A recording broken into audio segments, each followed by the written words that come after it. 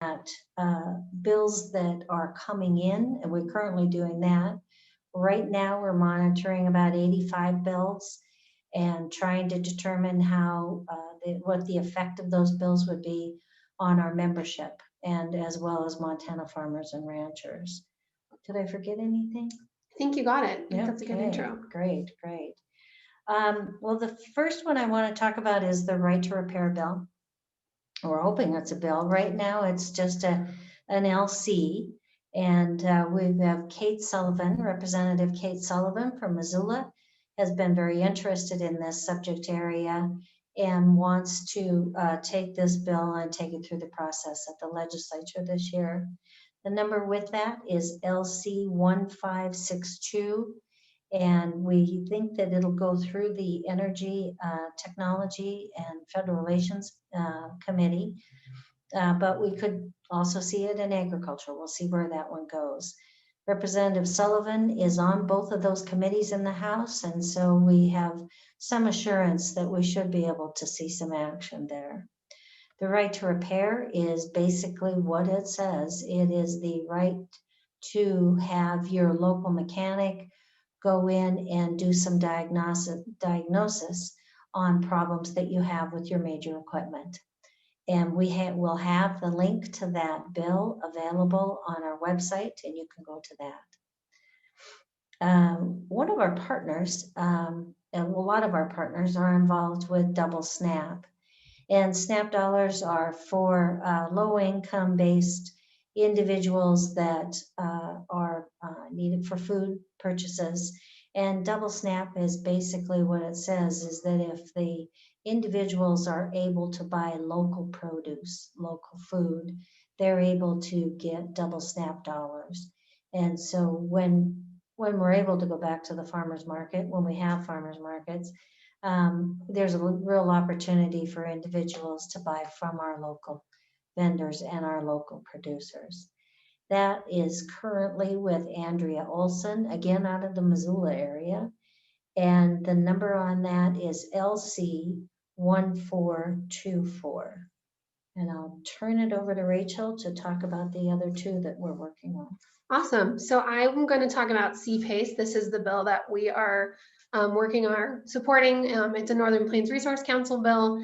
It's CPACE or CPAC, and it's just a upfront financing program that it would be created by this bill that would allow Montanans to make energy efficiency upgrades to their property.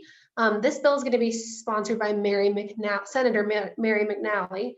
And the LC number on that is LC 0622.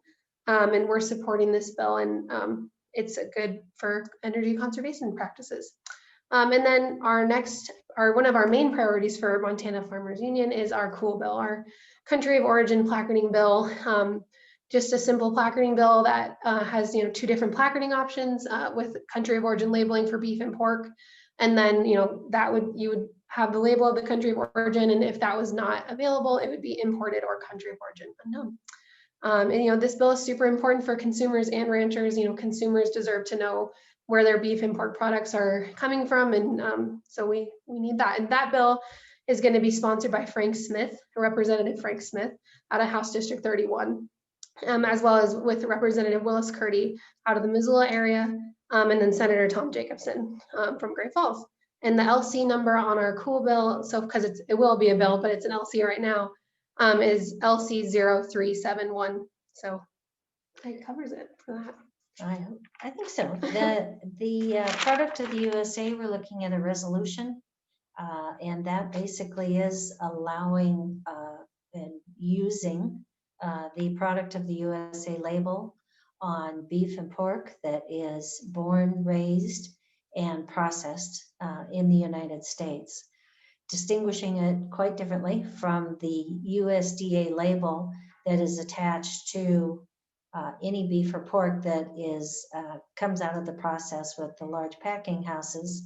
And most of our members know that that does not have to be beef that was raised in the United States, either born, raised, or slaughtered. It comes in as often packaged meat, and it is inspected at that point.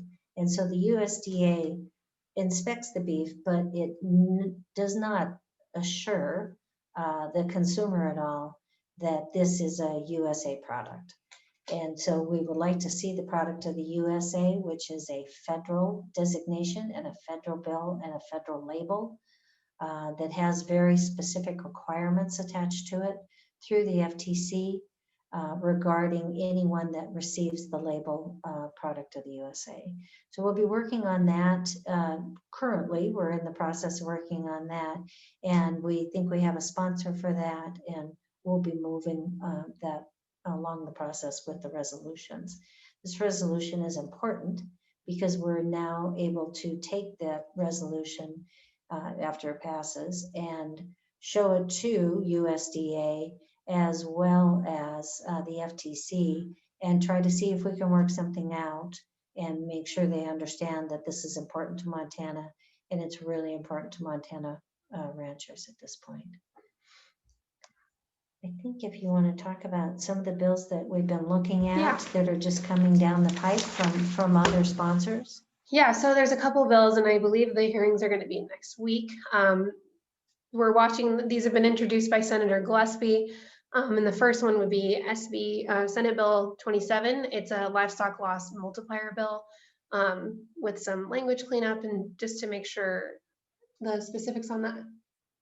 You know, it is a language cleanup bill, actually. And I think it is, what it is to fix is actually to make sure that ranchers aren't left out of the opportunity to apply for livestock loss dollars. Because there was some very strange specific language that I think was preventing some producers from accessing it. And so it is a language fix. But if you're interested in this bill, you can search under the SB 27, or you can just search under Senator Bruce Gillespie's bills. Yeah. And then there's one more, it'd be Senate Bill 26. I'm trying to pull it up here so I can get the exact title. It's another bill by Senator Gillespie, and I believe it'll be heard next week as well in Senate Ag. I should have written down the title. Well, she's looking for it. It is actually addressing the multiplier. And again, by looking at it, I believe that Senator Gillespie's effort is to ensure that, this is the clarification. Yeah, clarification. Oh, gosh, we're wrong. So this is the clarification for the tribal agreements with producers. This is to make sure that those that have livestock loss and they're using tribal lands to run their cattle are not exempt from using the program. And so a lot of it is language, and it's more inclusive language in all of these bills. Yeah, and I mean, there's over 3,000 bills in the draft. So Kim and I are working hard this week on getting through those and making sure that we're representing Montana Farmers Union in our policies. And I believe that is our update, our first update, as well as the complete update that we have for this week. We'll be back on Monday about 3 o'clock, and we should have a little bit more information about other bills that are coming down and maybe some opportunities to move our bills from an LC into an actual bill. So thanks for joining us. I don't know, well, you have to tell me. It says we're on Facebook. So that's good. Oh my gosh, I wrote down